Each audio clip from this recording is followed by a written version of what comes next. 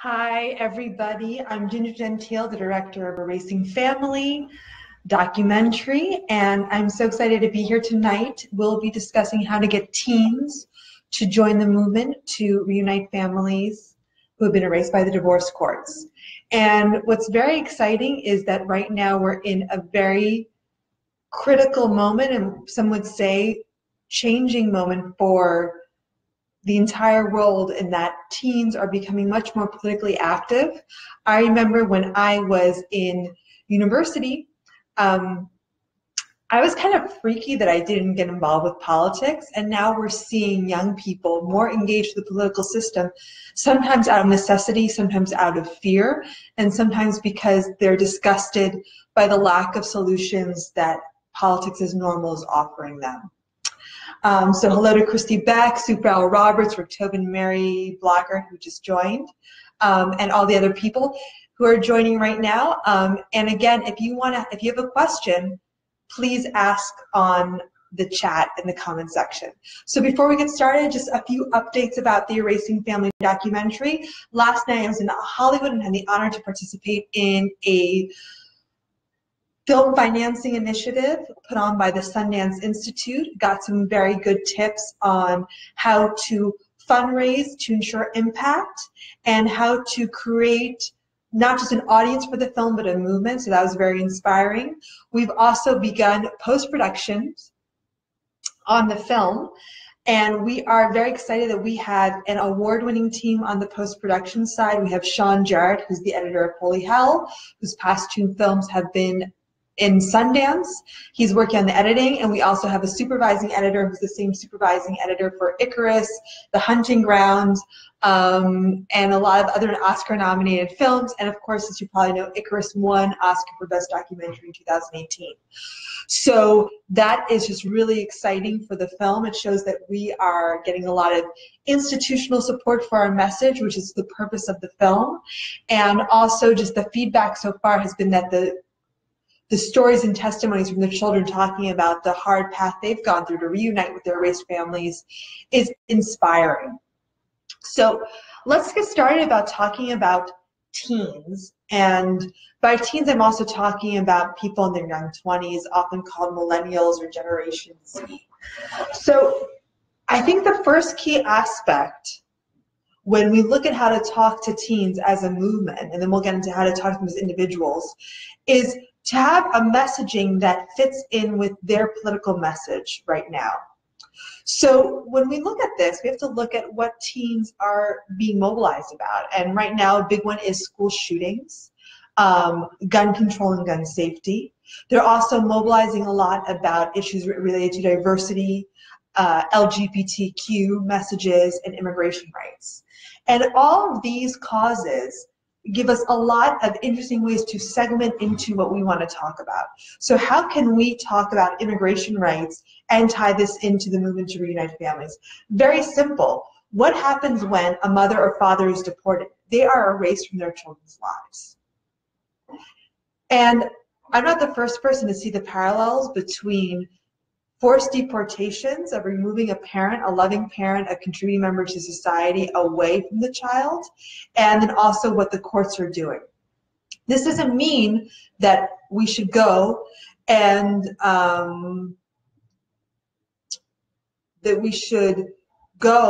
try to piggyback onto a movement, but we should always look at these other movements that are going on with empathy, with encouragement, and seeing how our movements can combine. Another thing that's interesting about the LGBTQ movement, and I think that it's just very interesting to bring up, is how they are redefining what family looks like. And what we want to do is redefine how family looks like by talking about how a family can be, the parents can split, but their kids can they're still together for their parents. And accepting that family looks very different now as it did 50 years ago, 100 years ago.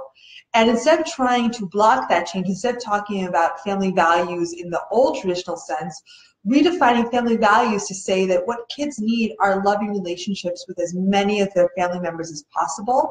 And families need support so they can be able to provide for their children and provide the support. So this can go into issues like paid family leave. It can go into issues such as therapy and help for families, and really giving them the resources that they need to thrive. So are there any questions and comments that we can start taking about how we can talk to teens? Because I can go on and I can talk for, you know, a pretty long time, but these conversations are really rich when we have specific questions. I just got a comment from Kalisha Atami. I wish the mother would feel the same way and promote me and my daughter's relationship. So I don't have a lot of, and I just got another comment from Heather Diamond. I love listening to your perspective. Thank you, Heather. So Kalisha, is there anything more specific that you can ask? Debbie, I pray our grandchildren hear you. That is one of the key aspects to why we're making the Erasing Family film, is to have a way to reach children and to reach teenagers and young adults who are impossible to reach in any other way because they've aged out of the system. So another thing that I wanted to share about when you know, I'm interviewing teens and talking to them, what they constantly tell me about is how they see shared parenting as a default option, as a solution to their problems. And the reason why it's interesting, it's not necessarily because they want to have equal time with each parent. It's because they feel if there was this mandated 50-50 split, their parents would stop fighting over custody and fighting over who gets to see them. And the desire of children to live conflict-free often trumps the desire to have a relationship with each parent. So this can be kind of odd to hear, because we often talk about, you know, rights to see my child, I want to be my child's life, this is the best for them, which is of course true. But children basically want relationships, but they also want to live free from conflict. Just got a comment from Monica Gigolo. Hi, Ginger. 6 of us are watching together from New Jersey Pasta. Hi, Monica. Good to see you again. We also have Mary A. Blodgett, who has a question. I have a question about another mom in my city who I just happened to meet on a Facebook site. We ended up talking on the phone. As I was beginning to tell her my story, she said, well, let me guess. Your spouse was given the book Walking on Eggshells and then convinced your teens that you all had BPD, I don't know what that is, followed by telling your teens that it wasn't safe to be with mom because of my supposed mental illness. I was shocked. She said there's a group of attorneys and therapists in the area that are promoting the same book to create high conflict divorce. When I asked other parents if this happened to them, they said, yes. Does this make us all victims of these attorneys and therapists' greed? My daughters are now adults. How do we let our kids and parents, how do we let the kids and parents that we all have been used for profit? So first, Mary, I have a question for you. Can you send me a link to this book, Walking on Eggshells? And what is BPD, because I've never heard of it. And one thing that I'm asking everybody to start doing is to stop using acronyms. I often have no idea of the acronyms people use. They can be confusing and they can mean 2 different things. I remember on one chat, someone used an acronym and I asked what it meant, and someone's popped up and said, oh, it means, SO means significant other, but then the other person said it meant something completely different in the context they were using it. So if you could clarify, that'd be great. Corinne Blosser-Fairlop, hi Ginger, I'm the chapter leader of Pennsylvania for Protecting from Being a Parent. Hi, nice to meet you. Monica Gigolo, please talk about how kids don't suddenly see the light at age 18. We realize this is true, but so many well-meaning people think they'll suddenly come back. So I would say that there's 2 types of children who have been alienated. And I didn't come up with this this terminology, okay? It was Ryan Thomas of Ryan Thomas Speaks who came up with it. You have some kids who are held hostage. These are kids that really want to have a relationship with the other parent, but every time they attempt that, they are punished. It could be physical violence, they could be hit, it could be emotional violence, being told you're not part of the family, you have to get with the program. And it could also be punishments like having their cell phone and social media access being taken away, being grounded, not being allowed to participate in events, which for a teenager is very important. I think parents have to understand that for a teenager, and this is any teenager, even one who comes from an intact family where the parents are healthy, their key motivation once you turn about 13, 14, 15, is to develop really good relationships with potential mates and your peer group, not with your parents. In fact, all of the teen years and young adult years, if you're healthy and everything goes right, is moving away from the nest and developing your own identity and own relationships. So it kind of creates a perfect storm, because if you're waiting for a teenager or young adult to come back to you or to put a lot of emphasis in their parental relationships, naturally they are not interested in developing a stronger relationship with you. This has nothing to do with your personal situation. That's what kids are like. Remember how you were like with a teenager. If you're given a choice of spending a weekend with your mom or dad or a weekend with your friends, which would you pick? And if you say, oh, I would have preferred to be with my mom at that age, either you're lying to me, you're lying to yourself, or you were an abnormal kid. Hate to bring it to you. That's okay. But that's not what teens are interested in. So if seeing that other parent becomes difficult, if they're punished, they will often take the path of least resistance. Now, these kids who are being held hostage, they can break free of this if they see that, one, they are able to connect with the parent and the parent is healthy and strong enough to provide a buffer against the other parent. Because they know that if they leave the parent they're with now, even not leaving them, but just seek out the other parent, they might become homeless. They might lose access to college money. They might lose access to a car. They might lose access to an entire support system, the only support system they've ever known. So when they finally seek you out, you better be strong, not to say I want to take you away from your support system. That should never be your message, but to show them that you're able to back them up emotionally, financially, everything that they'll need, because you're asking them, or they have to make this horrible choice, and they should not have to make this choice, because family should be about expanding love, right? And then you have the other kids who are brainwashed, and they will say things like, I'd rather kill myself than see you. I'd rather throw myself into oncoming traffic than see you. And they can give you tons of reasons, sometimes very minute and not great reasons, as to why they don't want to see you. And those are the harder cases. And those are cases where you have to really be strong and send them drips of love and almost play a waiting game. So Mary A. Blodgett said, Walk-In Eggshells is a borderline personality disorder book. If you can send me a link to this or any more information, and the lawyers who are using this book, I find that very interesting.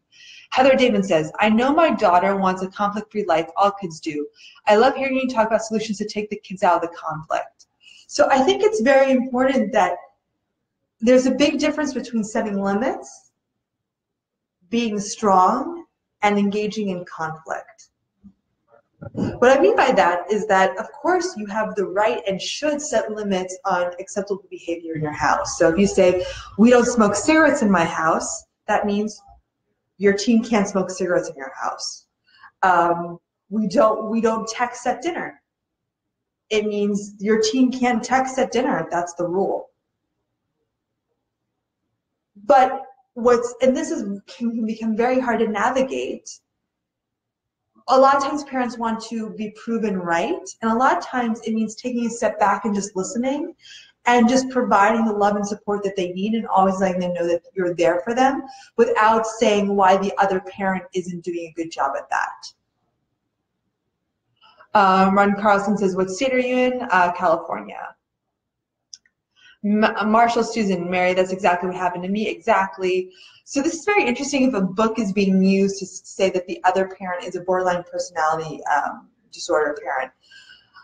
One of my big concerns with all the talk of parental alienation is that, just like domestic violence, it could be used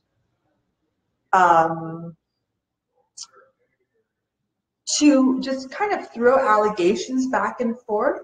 And why I really feel that shared parenting is the best solution, by saying that unless there is a clear case of abuse, unless there's clear danger, kids should be with both parents. Because once you say the courts need to choose who's the better parent, I think we get into this really difficult place to navigate, because as of right now, there aren't really a lot of professionals who are equipped to make these judgment calls. And if anything, by talking to professionals, I'm learning that there's no protocols that anybody agrees on.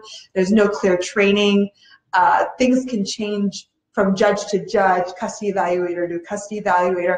I was at a conference of people who work in the family court system and asked people, what would you do in a high conflict divorce where children are involved? And one said, shared parenting. So there's nothing to fight over, split the time, they don't like it, they can deal. Okay. Then another parent said, not another parent, sorry, another professional said, I would never have shared parenting in a million years because with their high conflict, they can't deal with that. And so a lot of times what I'm hearing, and I think, I'm not saying that whether we should use the term parental alienation amongst ourselves or when we talk about this problem, but, you know, I interviewed a family where basically everyone's accusing each other of alienating each other, and the kids won't talk to each other, their own brother and sister, and they say, you're alienating me. No, you're alienating me. You're alienating me. You're alienating me. And the solution is, how can we resolve this conflict? And one of the things that we try to help this girl who's 12 and trying to have a relationship with her brother who refused to talk to the mom was really emphasizing to her not to get involved in the conflict, not to pass messages, to focus on having the best possible relationship she can have with her brother. I'm just going to look at some other messages really quickly to see what people are saying.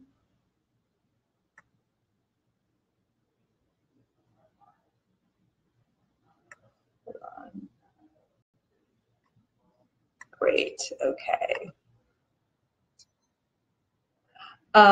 Amy Delfino, my oldest is alienated, my youngest is 14.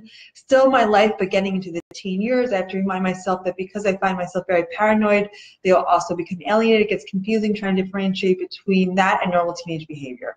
So, you know, this kind of reminds me of the old joke about how to see if your kid is doing drugs, and the symptoms are like, they're moody, they're irritable, they don't want to participate in normal activities, their friends are changing, and I'm like, is there a teenager that doesn't do that? So the clear thing is that teens can become and do become depressed, moody, isolated for a variety of reasons, which can often have nothing to do with their family lives. And it's important to acknowledge how important those outside social groups are becoming. And the key is just to make sure that they know that you are there for them, and they can always come to you no matter what the crisis is. If they have a pregnancy scare, can they come to you? If they're drunk at a party, do they know that you can call them? You might be unhappy with them being drunk, but you're going to pick them up and you're not going to throw the book at them. So, and this is just, you know, general, you know, parenting teens, which is incredibly difficult, but always remembering, you know, reminding yourself what it felt like to you when you were a teenager, and really choosing to pick your battles. So for example, if it's your parenting time, the kid says, I really want to do something else on that parenting time, trying to find a way to keep your parenting time of being as flexible as possible. Does it mean you can pick them up and drop them off? Does it mean that, is there a time when you can switch? And this becomes very difficult because you want to preserve that time, but at the same time, if you come down too hard and too strict, their reaction is to pull back from you.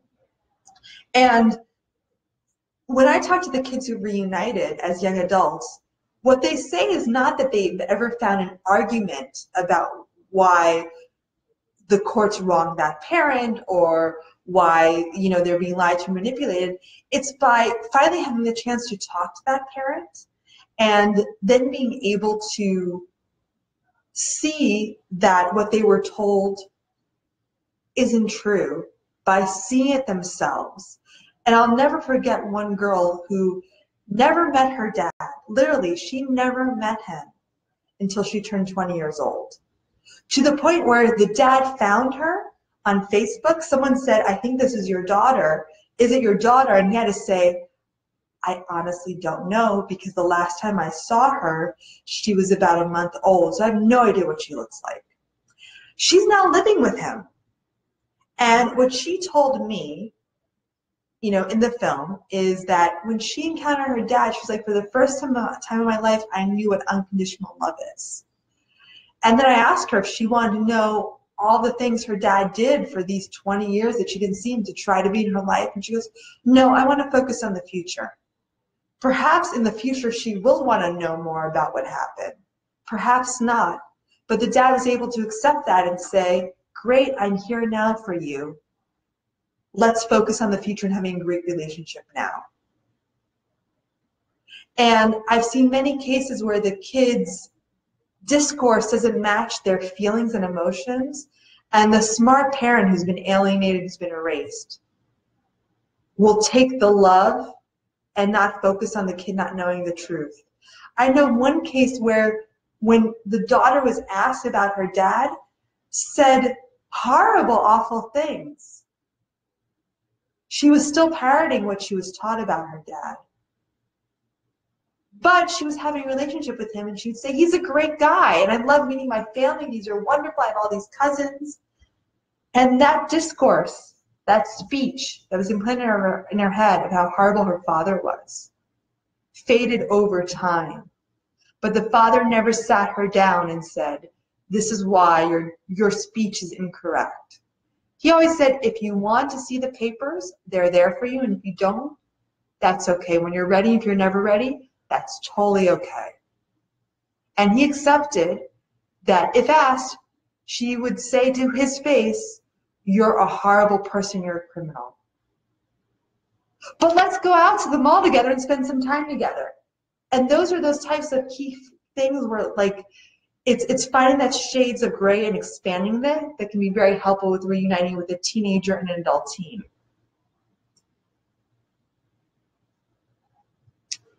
Kalicia Tommy, why does the teen say they don't want anything to do with you? The second alienation you were talking about, because they've been brainwashed and they've been taught to not want anything to do with you.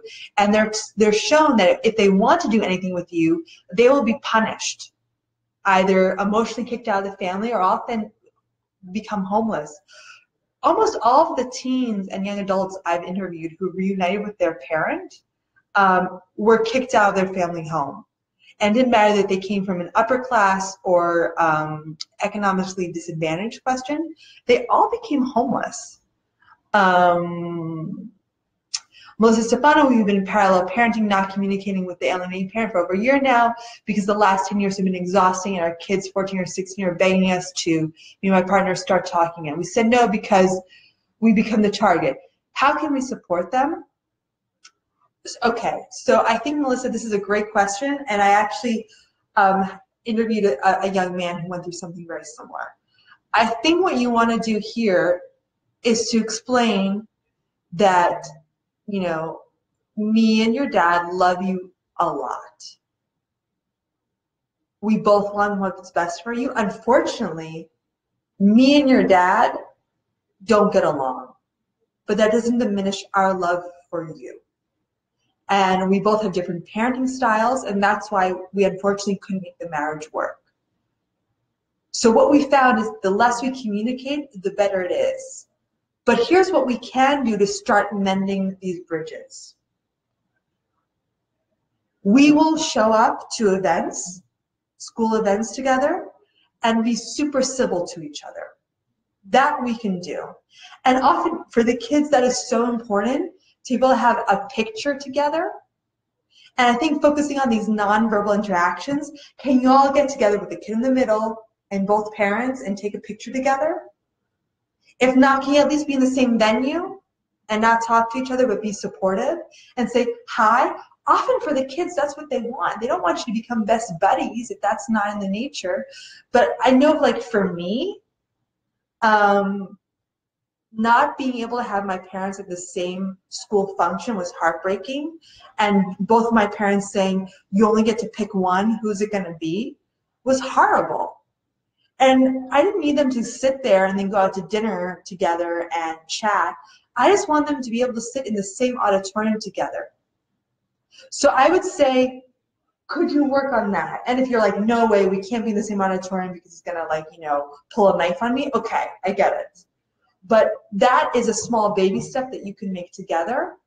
And just, you know, and maybe sending a text to the parents saying, hey, I'm going to show up to the baseball game, the school graduation, the ballet recital, whatever. I think it would be great if we could say hi to each other, and we'll keep it at hi. Handshake, maybe. What age do you, Rachel Lee, Trisha, what age do you think the child can say what home they should be in? That depends on your state, and one thing that we are focusing on in the documentary is that it's a decision of asking a child what home they want to be in, which can be very traumatic for them, and that children often testify under duress, and their testimony is not really to be trusted. So we always have to focus on abuse.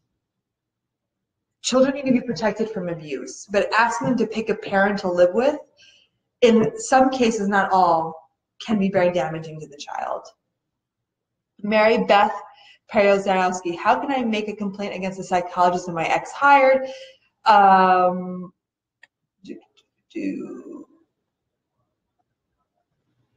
And I don't have a $250 appointment in order to discuss how he's doing. The quick answer is I don't know. And unfortunately, making complaint might get you embroiled in the legal system. Those are things that a lawyer could answer if you want to go that route.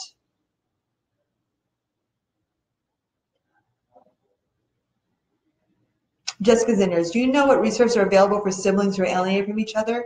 Grandparents have guardianship of 2 kids and father is primary of other siblings. The older kids are teens. So Jennifer, the reason why I'm doing this film and releasing this with curriculum is because I did something where the first thing you do whenever you make a film is you try to see what else is out there. Now, there's other documentaries about divorce system, about child custody, about parental alienation. I think our film is going to be very different, that we're focusing on this from the kid's point of view and the trauma that it causes. But I was shocked that I couldn't find any resources for teens. There's a lot of books and videos for young children, but as we all know, give a 6-year-old a book designed for an 8-year-old and that's not going to go over well. So I went on Amazon and I also talked to specialty publishers about what books you have. And I said just general teens who are going through divorce, who have been through divorce. Not even talking about alienation or high conflict, just divorce. Nothing. I went to Amazon, couldn't find anything. If there is a book, please send it my way. I don't want to say that there isn't anything out there, but I haven't been able to find it talking to specialty publishers or searching on Amazon. And I was a little shocked because I'm like, if half of all marriages end in divorce, half of all kids come from divorce and separated homes, no one's thought to write a book for teens. I'm like, this is kind of nutso. So as part of the release of the book, we'll be writing a book and an app for teens and young adults. And it's going to be about why it's so important for them to have relationships with all of their family, but in a way that is approachable for them. The book's not going to be called Your Guide to Reuniting with Your Parent Who You Don't Talk To, because they're not going to read it. It's going to be about how they can grow as a person, and it's all going to be lessons from other teens like them, sharing tidbits, and the big focus about how this makes your life better and happier. Because that's the draw-in for teens. So if you say you need to have a relationship with all parents, you'll be like, that's lame, I don't want to. But if you're like, what's holding you back on your road to success and self-fulfillment? Could it be family trauma? That is very appealing to them. Pam Holt, where can we see your story? I'm not sure what that means about your story, my story, someone else's story. Monica Giglio, what have you discovered from your interviews about what children really want from their parents, even while they know themselves that they're rejecting their own parents? So very quickly, what kids want is they are naturally self-centered and narcissistic as kids, especially teenagers. You know, I mean, that's the thing about your path to becoming a healthy adult is to think that to start to put others first, right? Like being a good parent is you put your kids first. Being in a relationship with a boyfriend, girlfriend, or spouse is putting them first. But you know, a toddler doesn't say, "Oh, I'm going to put the other toddlers in my preschool class first." They say, mine, I want it, and they have to be taught to share. And teenagers, they are really focused, and I'm not saying anything shocking here, about their own relationships, their own pleasure, their own friends groups, their own peers, right? So what I've discovered from the kids that we're interviewing is what they really, the first thing they want is no conflict. And one of the most shocking interviews I had was with a young man who at 14 decided to have no contact with his mother. None, ever again. And I asked him what drove him to this decision. Was his mother accused of child abuse? Was he told this elaborate story about her? And he said, no, it's just every time she came to visit me, it was such a drag because my dad and my stepmom would question me about her. They would make it this whole dramatic buildup. And it was just easier for me not to see her. Of course it wasn't easier for him, and he admits that. But that was the story he's told himself because he wanted to avoid conflict. So the first thing that kids want is a conflict-free existence. They don't want any more conflict to add to their drama of school and friends and dating and puberty and getting into college and dealing with peer pressure. That's the last thing they want. So if you as the parent can be as conflict-free as possible and not escalating the conflict, I'm not the person to teach you how to do that necessarily. There's a lot of great books and resources out there, therapists, coaches, but kids, they want their lives to be conflict-free. And what's interesting is talking to teens is that this is often more important than having a quality relationship with both parents. It's having a conflict-free existence. And then what they want is love. They want unconditional love and support. They want to have fun with their parents. So going back to this young man who said that, you know, he erased his mom because it became too conflictive to have a relationship with her, is he also said that whenever he did see his mom, she would ask him why the relationship wasn't going well and want to talk about the relationship, as opposed to saying, let's go bowling, let's go for a walk, let's play video games, let's do, what's a fun activity we can share? And often in those fun activities, sometimes those truths can come out. So, you know, kids are selfish. They want to have fun. They don't want to be involved in conflict. So if you sit them down and say, let's talk about why we're not talking, it's probably not a great approach. And also, I talked to one person who works reuniting teens, and what they said to me, adults with their parents, and one thing he said to me is that parents often come to him and say, I want to have a long phone conversation with my kid. And the first thing he says, it goes, never going to happen because kids don't have phone conversations, they text anymore. Welcome to the 21st century. So you can have a texting relationship with your kid, Snapchat, trading videos with them, but they're probably not going to call you up and talk to you on the phone for an hour because they don't do that with anybody. Rick Tobin, it's usually a controller, a high conflict personality type person who tries to keep the children away from the other parent in a hostile, aggressive parenting situation. Correct. Yeah, Dorsey Pruder. Yes, that's what we teach, a hold on the past. There's no need to discuss the past. It's a waste of time and energy and can't be fixed, so it's better to focus on moving on. Exactly, Dorsey. Like, sometimes kids do want to see what happened to them in the past, and it's great to give them that information, but often that comes much later. For me, it came when I was about 35. It didn't come when I was in my 20s when I started talking to my dad again. It came much later, and that was because I needed to know that information because of something that was happening in you know, with my family, and that information really helped me process at that moment what had happened to me in the past and what was happening now. But, you know, I remember my dad was like, do you want to know everything that happened? And I said, no, don't want to hear about it. Heather Damon, I'll do my best to be ready when my daughter wants to walk back through my door again. As I hear you speak, I can see how clearly she's feeling in this alienation. I think this is so important that kids often yearn for that. They just don't know what to do. They don't know how to react. They feel that they will be punished if they do, or they believe the lies they've been told about you. But what's in their heart is in their heart, and that can never be erased. Jen, my concern with this philosophy of staying available and staying open to them during this abuse they are directed towards us will reinforce abusive tendencies in them. Not really sure, Jen. Maybe you can rephrase your question. Monica Gigolo, do you think court-ordered therapeutic reunification programs are effective? The short answer to that is that there has yet to been peer-reviewed studies on their effectiveness. And one thing that I have been looking at is just we don't know yet because there needs to be more research. And also, that's the short answer. The long answer is there is so much difference between different programs. So it's like kind of asking me, like, is medicine good for sick people? It's like depends on the medicine. It depends on who's administering it and how it's administered. So I don't have, so, you know, I've heard of great success stories and I've heard of incompetent people being involved. So again, it's like medicine. Medicine can really help you when you're sick. It can also not be good for you. You know, it's like chemotherapy. It can save you. It could also just prolong suffering depending on how it's administered. Mary A. Blodgett, the idea that both parents are willing to communicate is a pipe dream. I agree. In some places, you got to parallel parent and not communicate.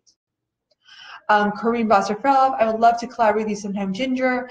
I love what you're doing, have the same ethics and beliefs about these situations. Have a great evening. So for those of you who want to collaborate, there's two things you can do right now, even while you're listening to me. Going to erasingfamily.org. Simplest way to help the project is to make a tax-deductible contribution to our film fund so we can finish the film. And another great way is to click on Share Your Story. And you can share your story, create a video tribute for your kid, and take our survey. And the more people who do that, the better, because it will show how many people are affected by this, and then we'll use some of those videos in the film. Dorsey Pruder, to file a licensing board complaint, go to Dr. Childress' blog, and there are resources there to file a complaint. Thank you, Dorsey. I knew someone would know. I don't know how to do that. And on purpose, I try to stay out of recommending therapy and legal interventions. That's not what I do. I'm very clear about that. I've also been asked to lobby to politicians. I'm also very clear, please use my materials. Please use the film when it's out. I'm not a good lobbyist. There's just things that I don't do, and I think it's very important that everybody focuses on what they are confident to do. I'm a filmmaker, messenger, press person.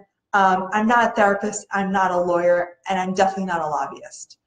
Jen Leo says Google APA or your state's government page to make a complaint against psychologists. Monica Gigolo for teens. We have a Facebook group called My Parents Divorce. Awesome. Monica, how many kids are in your Facebook group My Parents Divorce? That is amazing and love to hear more about it. I think we're wrapping up the questions. So if there's no more questions, just to go over what we've been talking about.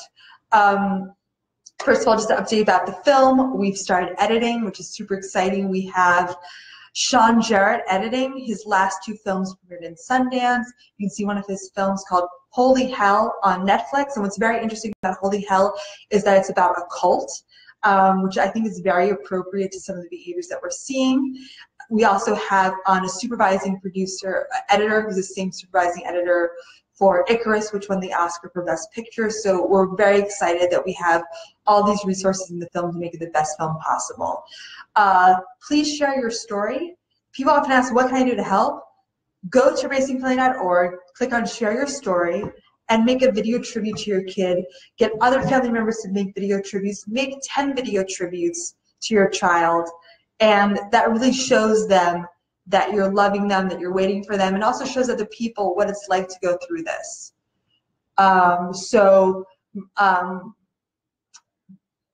Again, stay strong, take care of yourself. See you next week, same time, same place, and you can share, embed this video wherever you want, and that's a great way. If everyone can share this video on their own site or to groups, that is another great way to help. all simple things we can do, and of course share all the great material that's out there. Thank you to all the people that joined. I know Elena Bonavera joined, Dizzy joined, hey, Monica, who was a big supporter, Dorsey Pruder, who's a huge supporter of the film.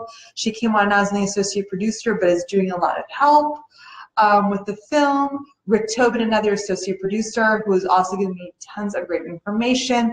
If there's other people who I'm not thanking who I should, I'm sorry, and just I'm just scrolling through and seeing what's out there, and I find it very interesting that about all the comments that are given. So thank you so much for joining, and I hope you all reunite soon. Bye.